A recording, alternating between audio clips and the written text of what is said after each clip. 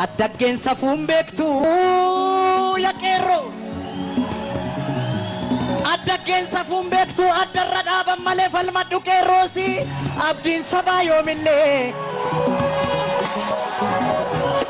Yeroo Hacaaluu amma filannoo jettee fi bifa kanaan yoo afaan guunnee Finfinneen kan Finfinneeti jechuu baanne dhuguma filannoo sana nu filatu abbaa sana filatu abbaa akkasii sagalii selman sagaltama kan koo qiraaciin darbu jettee adurreen gaafa TPLF taankii gulufaa Finfinnee kana seentu uummanni Finfinnee Addis Ababee warri ofiin jedhan kun ililchanis simatan dhengadda Oromoon gaafa abaaboo fi marga jiidhaa qabatee gaafa uffata aadaa uffatee Finfinnee seenu garuu balbala cufatan 4 kiilootti nu ta'ani jettee turte yeroo TPLF aangorra jiru. Seenaan Oromoo biyyattii kana keessatti qabu hattootaan hijack jalaa ta'eera. Dhaloonni nama jiru kun at least qaruuxee dheedheetti nama dhalooti nani keessa jiru kun nuuni miti fardeen keenya hin beeku bareechanii gaafa gaarreen Adawaa gaafa maqaleessanidha. Timaatimii fi shunkurtiin Bahar Daar irraa Finfinnee gala. Miidhaan sirra ga'ee jedhameeti karaa sooshaal miidiyaatiin himamaa ture. Kanatu deebi'e jettee waan afaan guuttee haasoftu hin jiru. Garuu immoo hin deebisa jettee eegda. Jarri gamaa immoo Oromoo waan ta'eef sobee tasii arrabaan nu dallala malee sobee nu faana fakkeessa malee sobee footoo keenya fannisa malee galmisaa waan biraadhaa gaafa oppiidiyoon abaa'oo irratti olola ooftu gaafa abaa'oon oppiidiyoo irratti olola oofu malee isaanii wal keessatti dantaa Oromoodhaaf jedhanii uummata ijaaran takka argeen beekuu hin ammallee jira. Irreechi baranaa akkami? Waan ajaa'ibaati.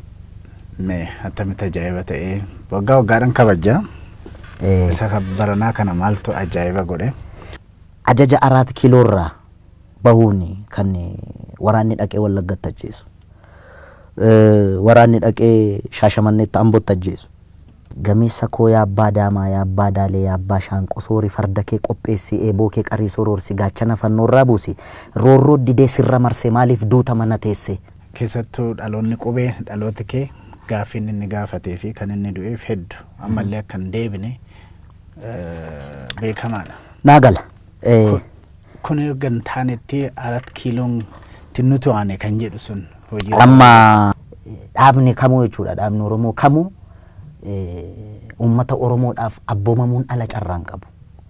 Egaa kana yeroo argitu gaafa sana yoo diddan qeerroon waamaa yookiin qeerrottanii jedhaa jettee turte. Ammoo takkaa ani hooggansa adda bilisummaa Oromoo taankii gulufaa Finfinnee seenaatti malee eerpoortiidhaan oppiidiyoo faana harka wal qabatee abaaboo wal hirkaa fuudhee seena jedhee yaanne. Har'as garuu amma gara Wallaggaattis gara Gujiittis namni du'aati jira. Rakkina hamaa keessa akka jiru nutti himu. Garuu Hacaaluun akka duraa sanaa qeerrottanii jedhee waan dubbatu bilisoomne jedheera. Oppiidiyoon ta'eela.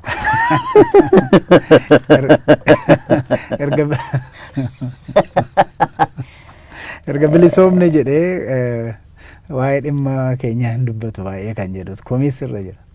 Bilisoomni irra si on jedhe uummata mufachiise dhiifaman gaafadha garuu qaamni anaan jalqaba dhiifama gaafatu hin jira.